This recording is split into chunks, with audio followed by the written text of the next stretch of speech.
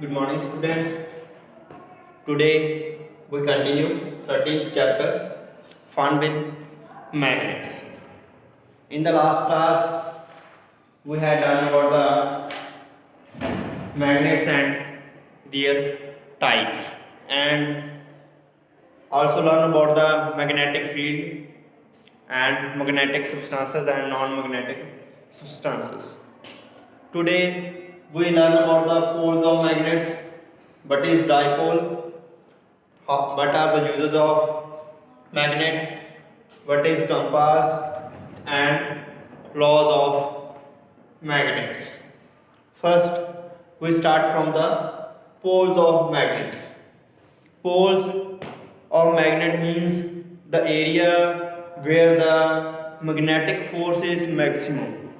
जहाँ पर सबसे ज़्यादा मैग्नेटिक फोर्स होती है उस एंड को या उस एरिया को हम बोलते हैं मैग्नेटिक पोल्स और poles of magnet. Okay, where the magnetic force is maximum is called magnetic poles और एंड्स ऑफ मैग्नेट. जो एंड्स होते हैं मैग्नेट के उसे हम पोल्स ऑफ मैग्नेट बोलते हैं. वहाँ पर ही जो फोर्स ऑफ अट्रैक्शन और रिपल्शन होती है मैग्नेट की वो सबसे ज़्यादा होती है. Next is dipole. The poles of magnet occurs in pair always. जो पोल्स होते हैं वो हमेशा पेयर में अकर होते हैं एंड कांट बी सेपरेटेड. उसे अलग नहीं किया जा सकता. कौन कौन से पेयर में? जैसे कि नॉर्थ एंड साउथ पोल. कौन कौन से पेयर हैं? नॉर्थ एंड साउथ का पोल का एक पेयर होता है. अगर आप बड़ी बार मैग्नेट लेते हो उसे विचकार से तोड़ देते हो तो आप देखोगे आपके पास मान लो ये है, ये आपके पास मैग्नेट है बड़ी, इसको आपने तोड़ दिया तो अगली जो मैग्नेट्स बन जाएंगे आपकी ऐसे, तो जो उसके पोल्स होंगे वो भी नॉर्थ और साउथ में ही होंगे. एक नॉर्थ का होगा और दूसरा साउथ का होगा.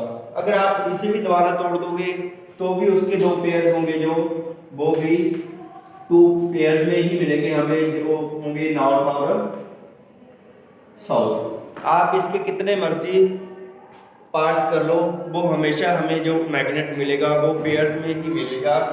इसीलिए उन पेयर्स को क्या बोलते हैं? हम डाइपोल बोलते हैं. डाइपोल मींस डाई मींस दो, टू पोल्स में मिलता है, जो पेयर में मिलता है. सेकंड है ये कहाँ पर यूज होता है, कैसे? Finding direction. जब हम कोई भी एक मैग्नेट लेते हैं उसको लटकाते हैं फ्रीली बिना किसी हाथ के इधर उधर किए, एक रस्सी से बांधना, आपको मैग्नेट को विचकार से उसे लटकाना. आप देखोगे कि मैग्नेट हमेशा एक पर्टिकुलर डायरेक्शन में ही स्टॉप करता है हमेशा. आप उसे घुमा कर भी छोड़ दोगे ना, बाद में देखोगे अगर रुकेगा वो एक पर्टिकुलर डायरेक्शन में ही स्टॉप करेगा. वो पर्टिकुलर डायरेक्शन कौन सी होती है? नॉर्थ एंड साउथ की. वो हमेशा नॉर्थ एंड साउथ में ही रुकता है. ठीक है, इसीलिए हम उसकी वजह से मैग्नेट की वजह से डायरेक्शन फाइंड आउट कर सकते हैं. जो सेलर्स होते थे पुराने मछुआरे होते थे वो क्या करते थे समंदर में डायरेक्शन देखने के लिए क्या इस चीज़ का यूज करते थे? मैग्नेट का. क्योंकि उनको पता था नॉर्थ और साउथ डायरेक्शन का पता लग जाता था मैग्नेट के से, जब वो उसे फ्रीली लटकाते थे, सस्पेंड करते थे. And free suspended magnet always comes rest in particular direction. एक ही डायरेक्शन में आता है जैसे हमने पहले ही बताया. इसी के कारण इसे यूज किया जाता है to find out the direction. Okay, next compass. Compass भी एक डिवाइस है. पहले सिंपल मैग्नेट लेते थे डायरेक्शन को फाइंड आउट करने के लिए, अब उसी को मॉडिफाई करके एक डिवाइस बना लिया गया जिससे भी हम डायरेक्शन को फाइंड आउट करते हैं. उसको आज सेलर यूज कर रहे हैं। पहले का मैग्नेट यूज करते थे, लेकिन आज सेलर्स कंपास यूज कर रहे हैं। ये होता है कंपास। इसको हम अगर प्लेन जगह पर रखेंगे तो हमें सिर्फ नॉर्थ और साउथ डायरेक्शन का पता चल जाएगा, कौन सी डायरेक्शन नॉर्थ है और कौन सी साउथ। उसके अकॉर्डिंग हम ईस्ट और वेस्ट का भी पता लगा सकते हैं। इसी को बोलते हैं कंपास। नेक्स्ट है लॉज ऑफ मैग्नेट्स। इसके अपने कुछ लॉ हैं, जैसे कि हमें पता चल जाता है कि हमारे पास जो मटेरियल है वो मैग्नेट है, जहाँ कोई आयरन पीस है। ओके, जैसे कि इनके 2 पोल्स होते हैं, हमने पहले ही बताया कौन कौन से, north and south pole. Like means दोनों नॉर्थ, अनलाइक मीन्स एक नॉर्थ और दूसरा साउथ पोल। अगर हम 2 मैग्नेट्स लेते हैं और उनके लाइक पोल्स को एक साथ लाते हैं तो वो क्या करेंगे, आपस में रिपेल करेंगे, एक दूसरे को परे करेंगे, अपने से दूर धकेलेंगे।